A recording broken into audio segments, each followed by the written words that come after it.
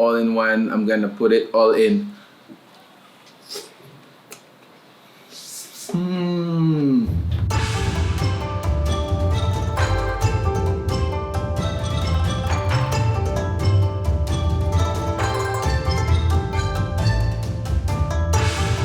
Nababo kabalin, kamusta kayo po? My name is Louie. Welcome to We're in Pampanga, where we help businesses promote their products and services to our We're in Pampanga community. For today's vlog, we would like to thank Kendo Sushi for sending us, for the record, by far the most generous delivery that we have received so far dito po sa bahay, no? So if you know this, guys, so hindi lang siya punong-puno, it's actually overlapping. Once again, thank you so much, Kendo Sushi, for being generous with us. Just a disclaimer, so this is a featured video, so more than a review, it's actually a highlight of their products. So let's start promoting and introducing the food that they sent us today. Starting off from my right, grabe, makikita niyo pa ba dyan? Kasi medyo nag-overlap na siya sa table namin, no? So this platter is their yakisoba. Sa taas naman ng table natin is a kani salad. They do also have chicken teriyaki platter. Ito naman yung kanilang chahan rice. Next is the gyoza. Now for the sushi platters, this is the part where I am really excited. I really love sushi, no? So meron tayong mix of tuna and salmon sashimi. This one is a mixed maki family, if you notice. Yeah, it's a combination of different makis. They do sell separately yung mga maki natin, but this one is a family style. Next is a nigiri sushi platter. 3 of the products that they, send us are called bentos platter. Maki, gyoza, you have chahan rice, and then meron din salad. Nag-iiba yan dun sa main meat. This is a chicken teriyaki. This is a katsu curry. Then meron din tonkatsu. This is the fun part, which I am really get excited. My deepest gratitude to Kendo Sushi for sending us it's a feast, no? It is a feast. So I want to start, of course, with my favorite, yung mga sashimi nila. Yan, so meron tayong tuna. Ooh. Oh man, that's really fresh. That is really fresh. Another, I wanna try yung kanilang salmon. Oh, look at that.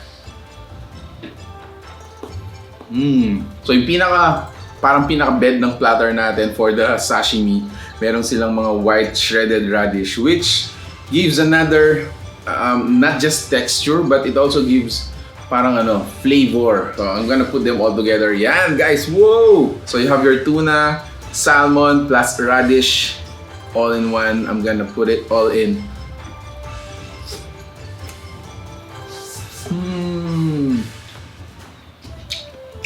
Wow! You know what? I can do this all day. Wanna taste yung kanilang teriyaki? I can still recall, no, this chicken looks like yung mga chicken nung pumunta kami sa Hong Kong. The meat in the outside is reddish, plus yung parang meron silang mga grill marks. Whoa! Oh, that is really tender. The meat is not dry.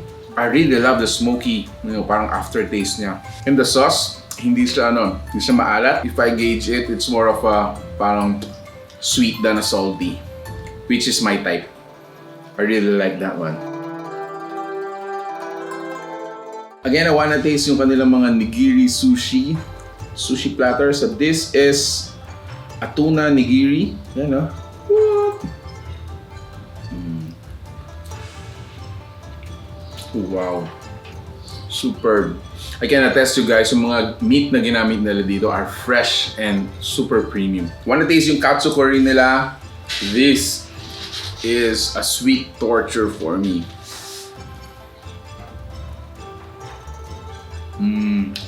Oh wow. Yung pinaka-curry natin is not overpower. I like it because it has a lot of onion in it. It's really tender in the inside. With chahan rice nila. Wow! It's not your usual, fried rice, no? It has really huge bits of their ingredients. So you have your vegetables such as corn, you have carrots, some onion leeks, some shrimps. You also have some crabs. Oh, what is that? Parang chorizo or ham, something like that. And then you also have your fried egg. Wow. When you go to a Japanese restaurant, you don't miss their gyoza. You shouldn't miss their gyoza because you can attest yung chef nila sa taste ng gyoza.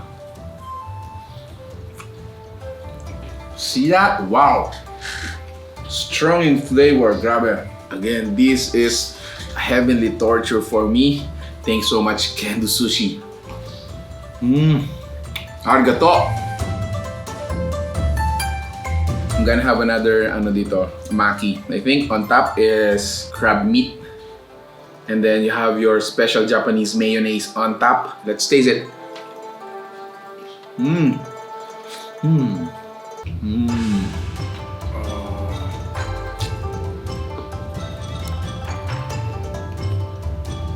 Oh wow.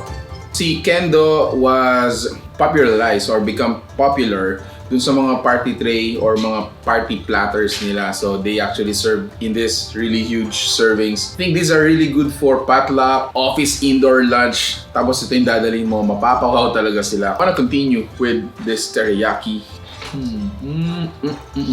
Wow. Lastly, I think I'm gonna have this this yakisoba. Wow. To tell you honestly, guys, I'm not exaggerating. Yung yakisoba nila is, I don't know, it's so aromatic, so flavorful, no? As soon as it enters your mouth, yung mga different ingredients na sinama nila dito, it's gonna explode, no? Grabe guys! Grabe Kendo Sushi! You are really, really awesome! Thank you so much for being generous to us and to our Where in Pampanga viewers. Please, so as a way of thanking them, please visit their fan page. Make sure to give them a like, follow them so that we will be updated to their announcement or promos or any giveaways that they're gonna be posting in that official page. So make sure to check them out. We're gonna be flashing on your screens right now.